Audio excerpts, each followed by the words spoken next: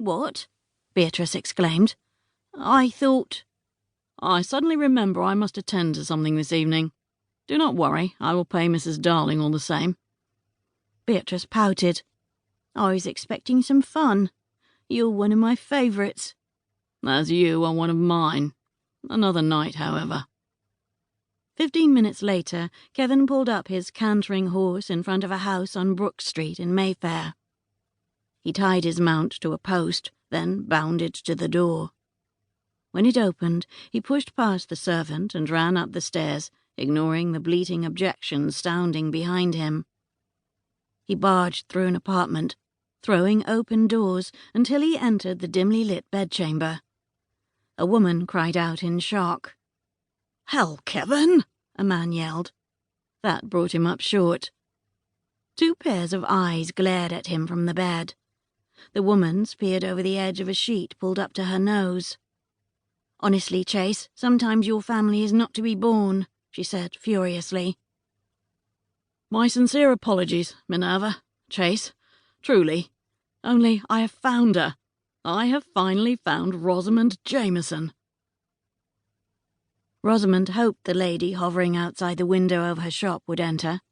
She looked to be of quality, judging by the blue woolen pelisse that fit her as only the best-made clothes did.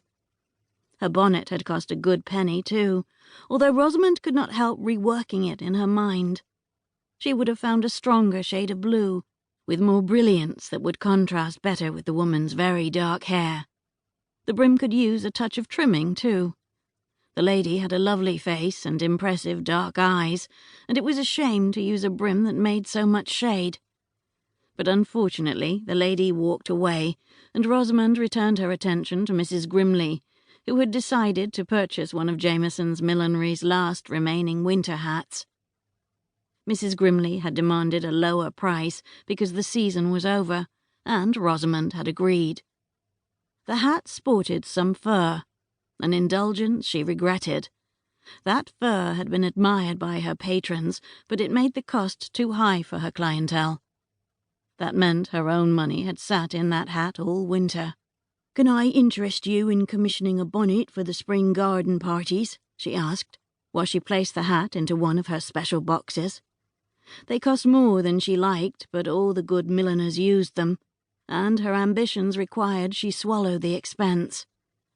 She had enjoyed choosing the pasteboard with its purple hue that contrasted nicely with her cream-printed label.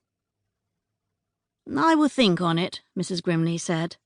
"I am travelling up to London and will be visiting shops there with my sister, but I may still have need of something when I return." Rosamund smiled, but her heart sank. She would have never been able to open this shop in London, and was grateful that Richmond afforded her the opportunity to start her business. Richmond was very close to London, however, and her best patrons gave her 1 commission to every 5 they left in London. One day she would have a fine shop in Mayfair that could charge double what she did in Richmond, but she needed to take matters 1 step at a time. "I will look forward to creating a masterpiece for you, should you have that need." She tied the cord over the top of the box and handed it to Mrs. Grimley. "I'll have them caps you wanted in a day or so, and will send them to your home.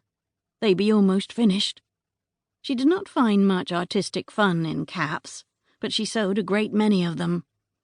Even her wealthiest patrons felt there was no need to pay London prices for such utilitarian items. Caps kept her shop alive, in fact. That and the commissions that came from London from old friends like Beatrice.